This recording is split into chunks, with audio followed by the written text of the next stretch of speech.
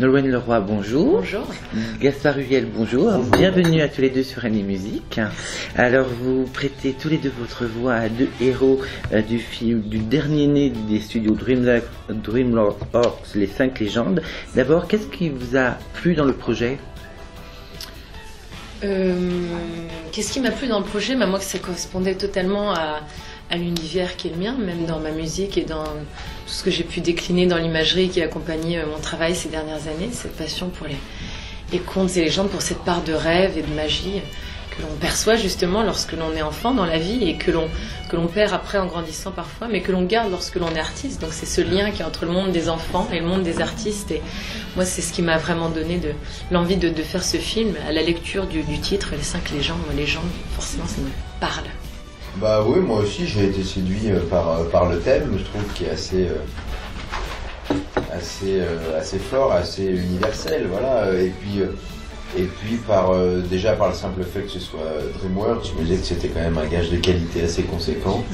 Et puis ça faisait un certain temps que j'avais envie de me prêter à cet exercice et de doubler un personnage d'animation. Est-ce que pour nos auditeurs, vous pouvez présenter les personnages que vous doublez ? Alors vous, Nolwenn Leroy, c'est la Fée des Dents. Moi, c'est la Fée des Dents.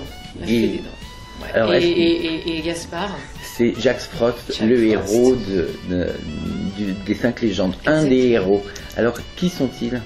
Alors, cette petite Fée des Dents, c'est un personnage, petit colibri plein de couleurs et un personnage haut en couleurs parce qu'il a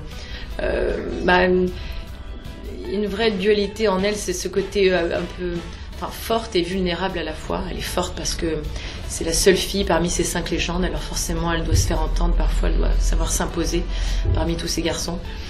Et puis aussi parce que elle est à la tête d'une grande entreprise qui vise à récolter toutes les dents des enfants sur toute la planète. Alors bien sûr, elle doit déléguer à plein de petites fées, et notamment à la petite souris qui s'occupe de la filiale européenne et française, exactement.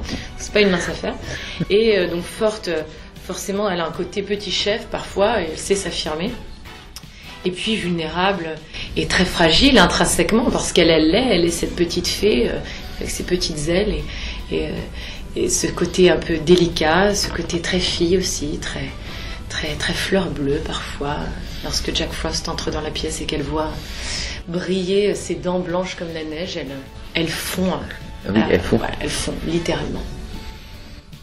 Et moi, Jack Frost, qui est un jeune adolescent, adolescent qui a plus de 300 ans, mais qui en fait est un jeune homme plein de vie, espiègle, qui a vraiment, c'est vraiment ça qui le caractérise, qui est plein de fougue, et c'est cette joie de vivre qui le motive tout au long de l'histoire, enfin qui en fait ce qu'il est, puisque il s'apercevra que ce rôle c'est d'amener l'amusement au sein des enfants. Mais en fait, ce que je trouvais touchant dans ce personnage et émouvant, c'est que il est dans une sorte de quête personnelle tout au long de l'histoire. C'est en parallèle de la trame principale, il y a aussi cette quête où il va essayer de comprendre pourquoi il a été désigné au sein des autres légendes et quel est son rôle en fait.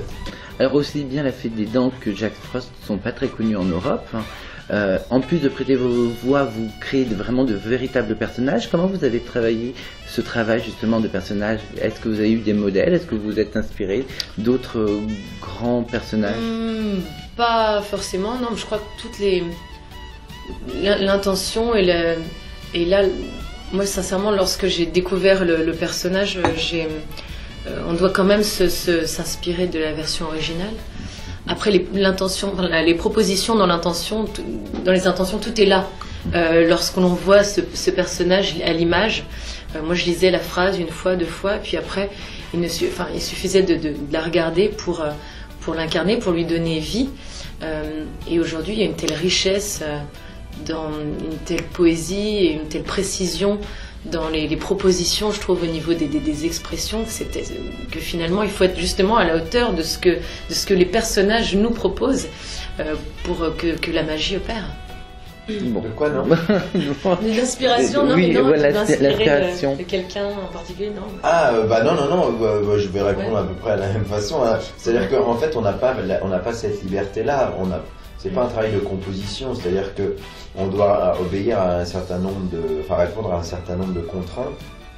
Et je pense que voilà, l'exercice, c'est de trouver sa liberté au sein de ces contraintes. Mais il y a quand même un certain nombre de contraintes techniques déjà dans cet exercice. Et puis effectivement, comme l'a dit Nolwenn, il faut rendre hommage il faut respecter ce qu'ont fait les acteurs dans la VO et ce que le réalisateur, la manière dont le réalisateur les a dirigés. Donc je dirais que la première étape, je pense que le premier indicateur, et surtout je pense que c'est des éléments très précieux, c'est tout ce qui est visuel. Donc surtout comme elle l'a dit, aujourd'hui il y a c'est tellement abouti ce qu'ils arrivent à faire dans l'animation qu'il y a déjà un certain nombre d'informations très précieuses dans le regard des personnages, dans leur gestuelle, dans leur mimique, dans leur posture par rapport à l'émotion. Et après, la deuxième étape, c'est effectivement d'écouter ce qui a été fait en anglais et d'essayer de pas trop s'éloigner de ça. Donc après, voilà, c'est plus un travail d'adaptation et d'essayer de retrouver les mêmes attentions, les mêmes émotions dans une musique qui soit un peu plus française. Alors, Les 5 légendes, c'est un très beau conte de Noël. Est-ce que vous avez redécouvert Noël à travers Les 5 légendes? Redécouvert Noël, mais c'est sûr qu'il arrive à un point. Moi, j'adore, c'est la féerie et tout ce que. Moi, j'ai redécouvert Noël. Moi, j'ai vécu aux États-Unis il y a quelques années et j'adorais cette manière de célébrer Noël comme ça, d'aller au bout de l'expérience de Noël et d'aller. Voilà, moi, ce que j'aime dans Noël, moi, je retrouve en tout cas plus que Noël par rapport aux 5 légendes. Enfin, moi, c'est plus tous les éléments. Que je peux apprécier dans les films d'animation et dans les dessins animés depuis que je suis toute petite, c'est-à-dire le côté poétique, cette poésie, ce chemin initiatique justement de ce personnage de Jack Frost, l'aventure, le côté épique, le côté sombre aussi, fantastique. Moi je retrouve tout ce que j'aime et c'est sûr que on est peut-être plus sensible dans ces périodes de fête,